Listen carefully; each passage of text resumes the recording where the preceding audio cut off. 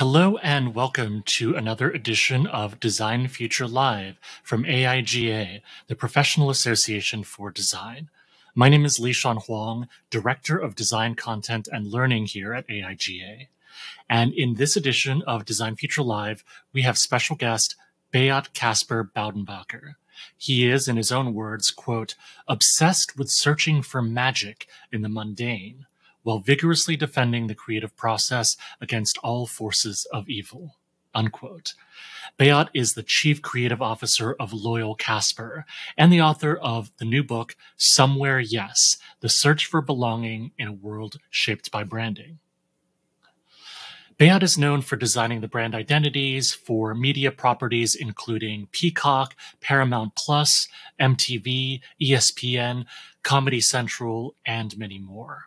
And in his book, he talks about the tools of branding which bring people together, have been weaponized by our culture around ideals and causes that put us on a dystopian trajectory, while the same tools also help us to find recovery and belonging. The book has an interesting format that mixes text with graphics and images. Unfortunately, due to a technical error, we lost the first few seconds of the original live stream. So we're going to jump straight into the interview with Beat answering my first question about the format of the book. The book sort of looks and feels the way it does. I didn't really want it to be another how-to branding book because there's a lot of, a lot of those out there. And I didn't really think I could contribute much new thinking to that. So, it really is about looking at branding in a much larger context. And there's very little, that sort of, has to do with the how-to of branding and the sort of specific ways of doing it. Right. So that's really interesting what you were alluding to with working with the speaking coach, doing the public speaking about this, and then going from, I guess, the talks to the book. Could you tell us a little bit more about the process of doing that? Because I feel like for a lot of people, like writing does seem kind of scary or kind of intimidating. And I mean, so is public speaking, right? But to be able to have a message and then work it in different media, I'm really curious about that process for you, how that works creatively. Yeah, for sure. Writing has always been something that I really gravitate towards too, and I like doing it.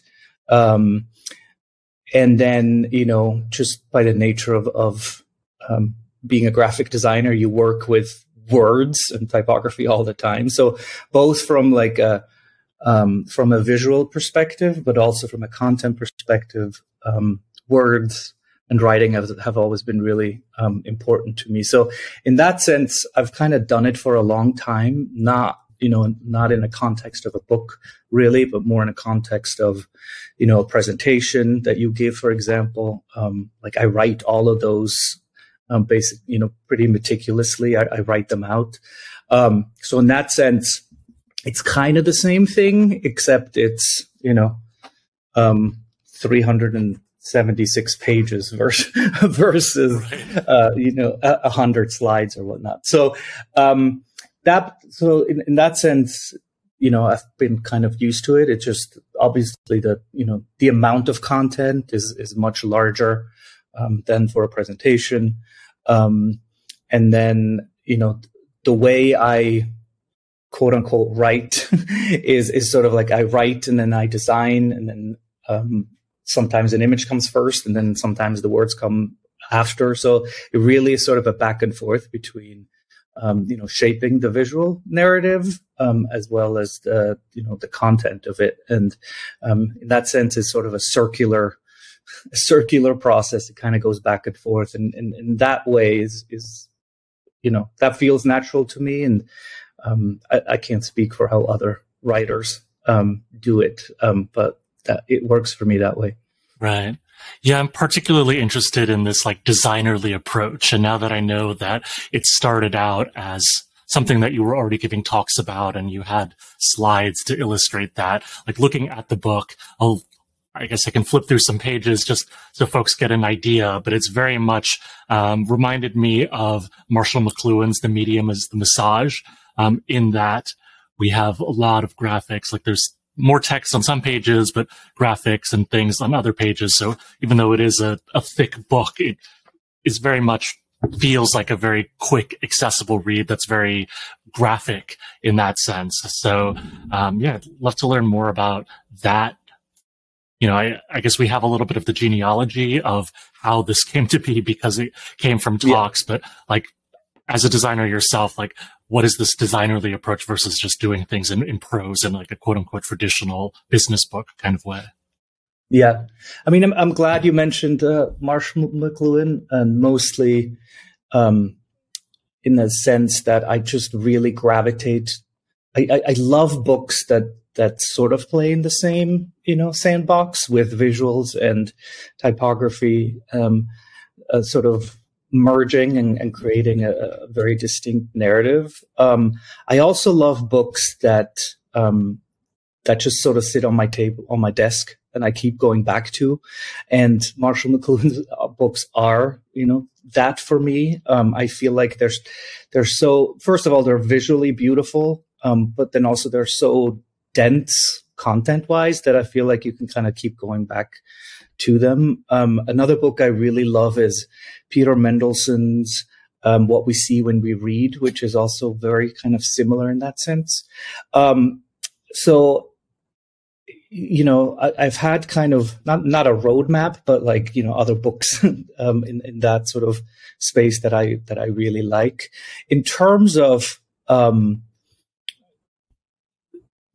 how I try to specifically structure this is, I didn't want this to be a textbook. I didn't want it to be a dissertation. I'm not a scholar of branding. Right. I mean, I'm an expert in branding, but I'm not a scholar in like sort of all the other topics that that sort of touch branding. So I didn't want it to be a dissertation. That didn't feel true to me. So in that sense, I really wanted to it's not a sketchy book, but it's like, it touches a lot of different topics, sort of on a surface level, and kind of tries to connect those.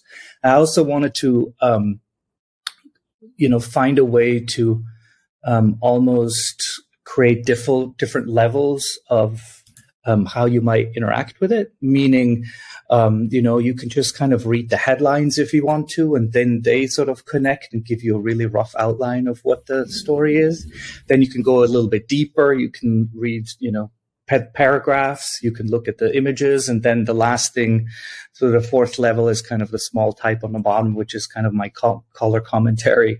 So in that sense, I really wanted to create kind of different levels of engagement, again, for different purposes. I hope people, do the same as I do with some of these books. They keep picking them up and kind of flipping through them and reading a few pages and then putting it back down. So that's kind of how I approached it. And from some of the people I've talked to, it's been somewhat successful, I think.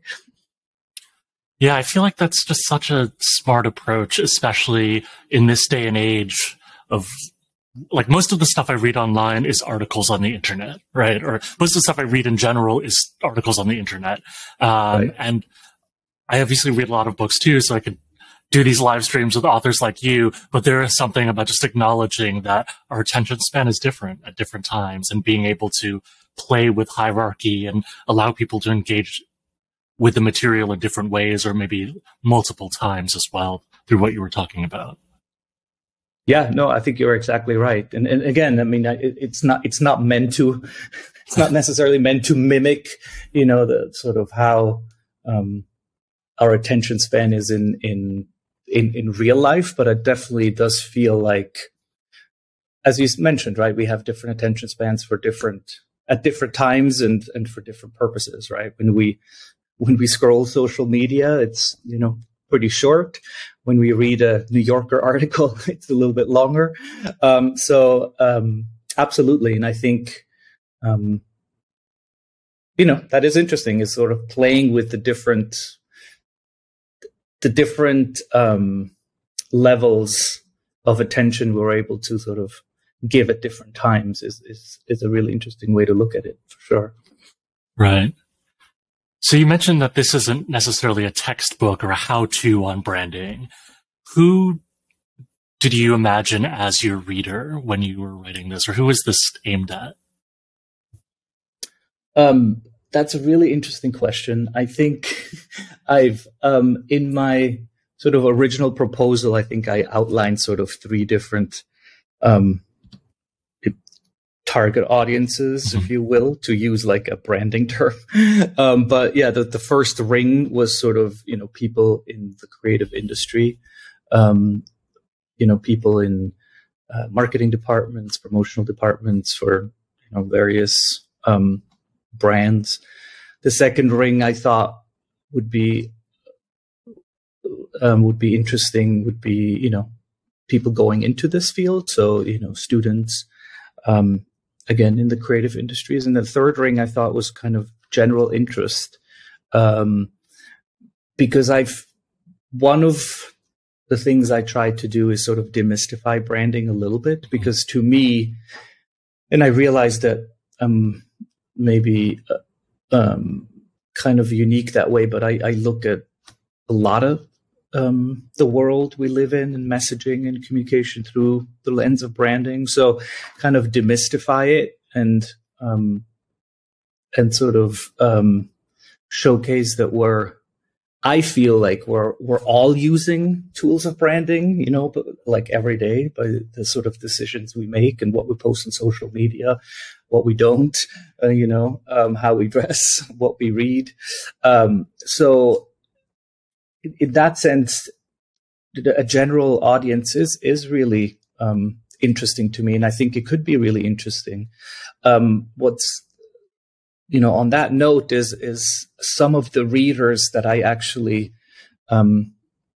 asked to sort of pre-read early drafts and even early copies of the book were actually people who had nothing to do with design or creativity at all, because that's kind of the most interesting target audience for me, people who really don't think about this stuff all day long. And it just might be a different way of looking at the world. So in that sense, that's the most interesting audience to me. Designers, marketers, branders will probably find fault with some of my definitions or some of my, some of my thoughts. So, yeah, I would hope that it finds an audience kind of outside the creative space. That would be super interesting to me. Yeah, I would love to dig more into the subtitle part of the book, The Search for Belonging in a World Shaped by Branding. And you address this through the lens of current events and politics as well. And if I understand the arguments correctly, branding is both part of the problem in terms of politicians and other folks who are, building movements or mobilizing people use branding to sow division, right, about us and them and about, creating this kind of polarization. But branding also has the power to bring people together in these different ways. And so you play with that tension and you realize the sort of double-edged sword with the double-edged sword of branding. So could you talk more about that and these sort of arguments that you're making there? Yeah, for sure. I mean, I think you hit the nail on the head. In my view, branding creates allies as well as adversaries, right? Mm-hmm. It's the strongest brands, create an emotional connection with, human beings and among human beings. So, whether that's, religious, religious groups that find, meaning in life through the shared use of symbols and beliefs and stories. That's an extremely powerful form of branding. At the same time, what that can lead to and has led to over the centuries is an us versus them mentality. And, if it leads to, well, our way of looking at the world is the right way, and we need to go to war against people who don't have the same beliefs, then, right there, it shows both the incredible potential to bring humans together, but also the destructive potential to, feel superior to another set of humans who might think differently. And I think the same is true in politics today, right? So those are, I feel like, the kind of most extreme examples, if you will. Religion and politics, and at the same time, in commerce, we have a similar,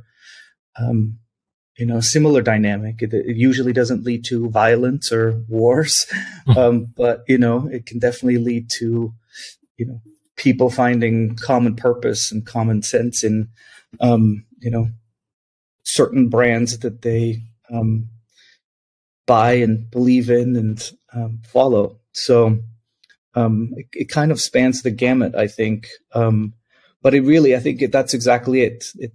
It's allies and adversaries, and in many ways, one's extremely both are extremely powerful. One, you could say, is great. The other one is maybe not so. Right.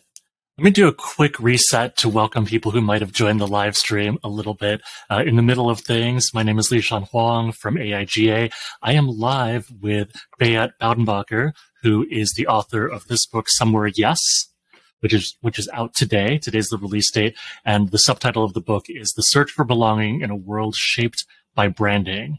So we've been talking about some of the political aspects of branding and how it's both the cause of division, creating these allies and adversaries, but it's also a way to bring people together.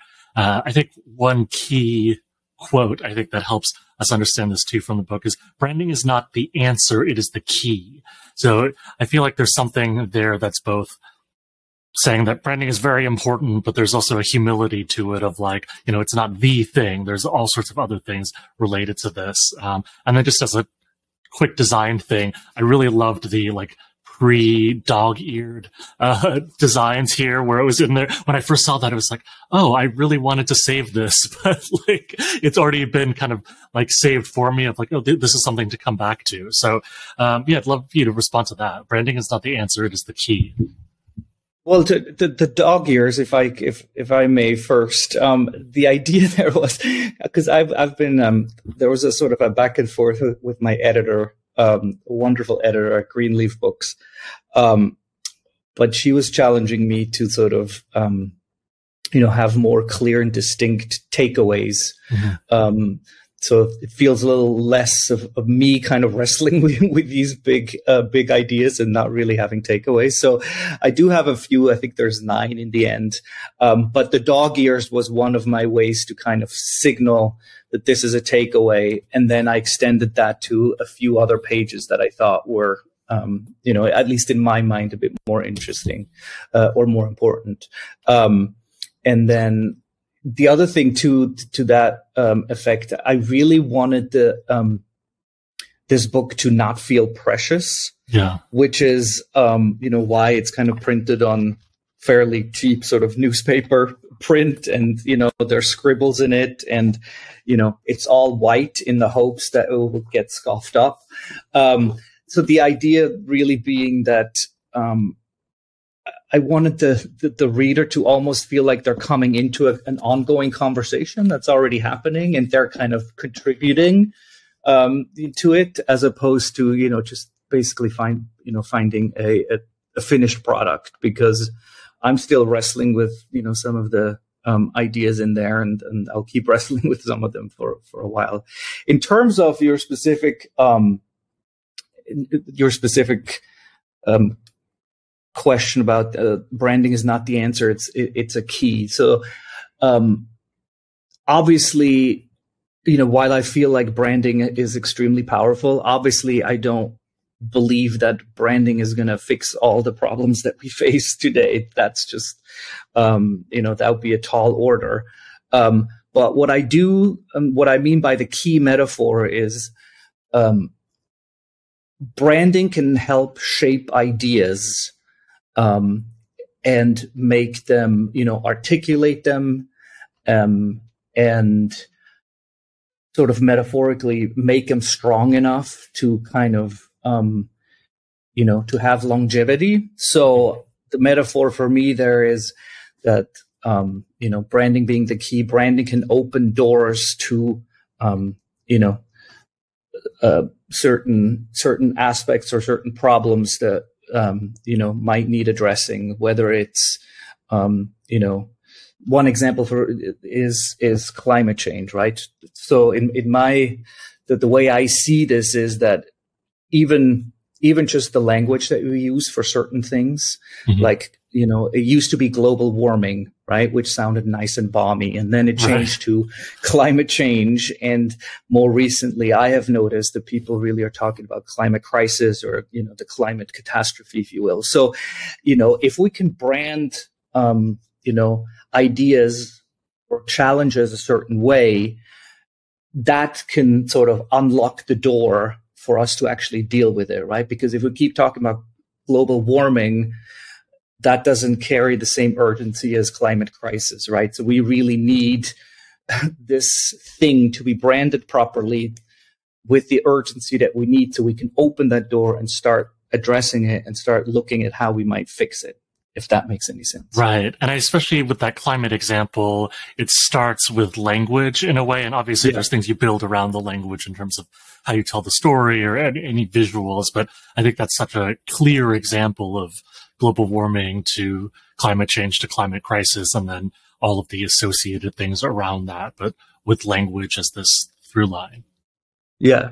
I've actually been with some people at work. We've actually thought about this for a little bit now. It would be pretty amazing even if, on top of using, the right language to brand an issue properly, if there was a visual way you could do that too. Like if you had like a mark or a symbol for climate crisis, right? That even if you, when you typed or when you wrote about it, visually it would actually, jump out at you. And I don't know how you do that because you would have to like import it in keyboards and all that stuff. So that's really challenging. But the point being,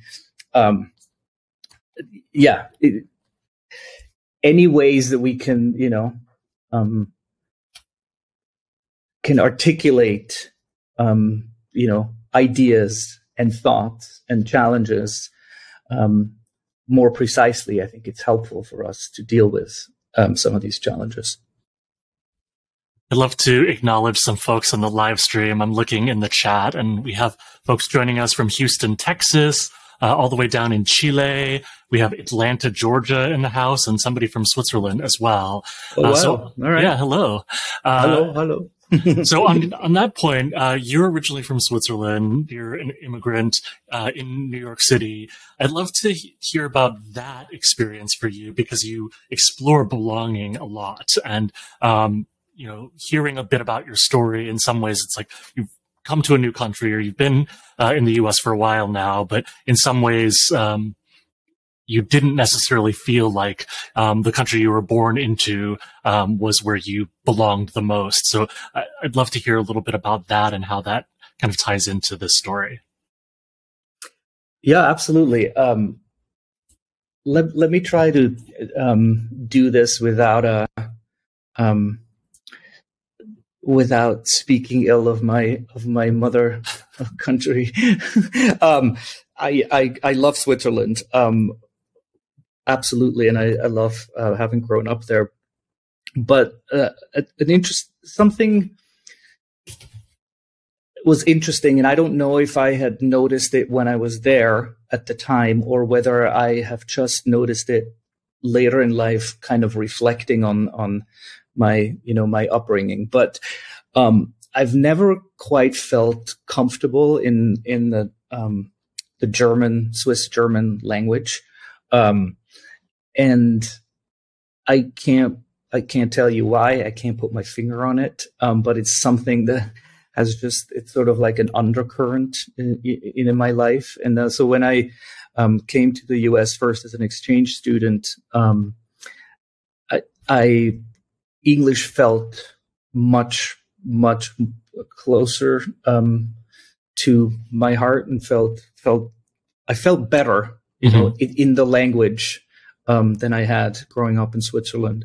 And then, you know, the next transition came for me when I, you know, found graphic design, where I felt even more at home than in English, right? So I feel like there's these kind of three levels of, you know, human expression that I've kind of gone through, and I have sort of different comfort levels, you know, in those. And then the last thing I will say is, you know, you know, I have struggled with my name, you know, for a long time, especially after coming to, you know, to America, because nobody knows how to pronounce it properly. So that's another thing that I feel like has led me to become obsessed with clarity and, you know, clear communication and be, you know, transparent. And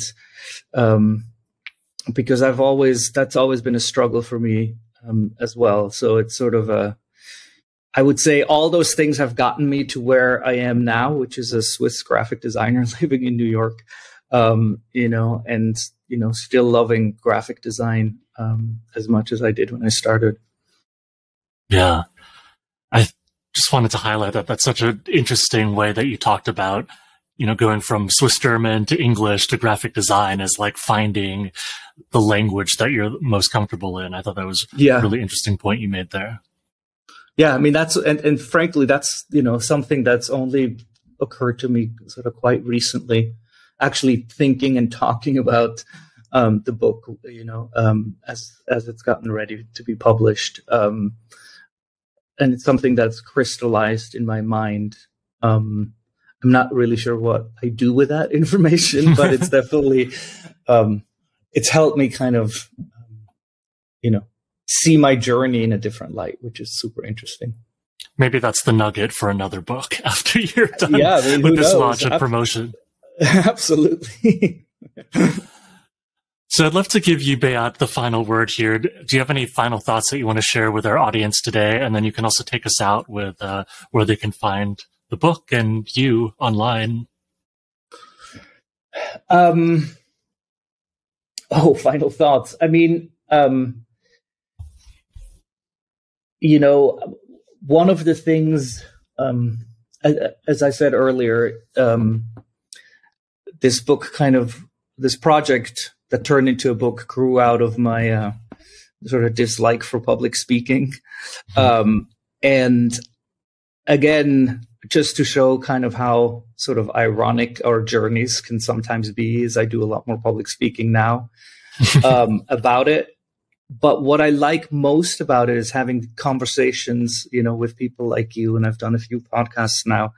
And I've come to really enjoy these conversations because they help me look at the book and my work and almost my life through kind of a different lens. It's really interesting to kind of have that, you know, sort of a different perspective and see what people take from the book and how they react to it.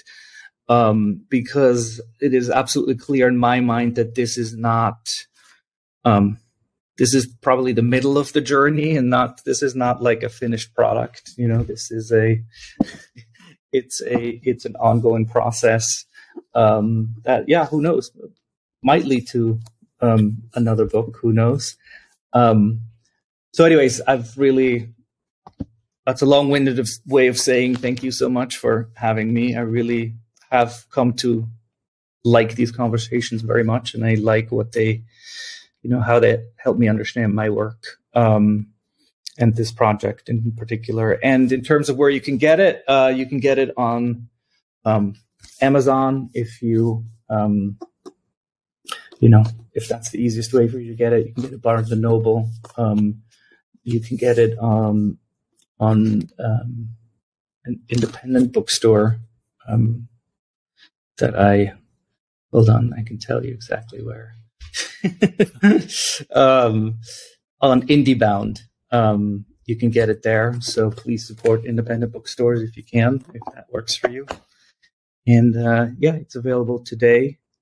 And there's only 19 left right now. So get your copy before they're on. They should get more though, but yeah. Awesome.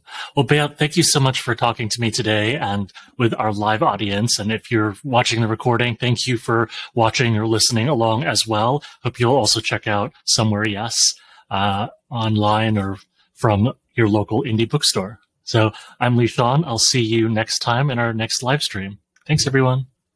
Thanks, Lee-Sean. Thanks, everybody. Take care.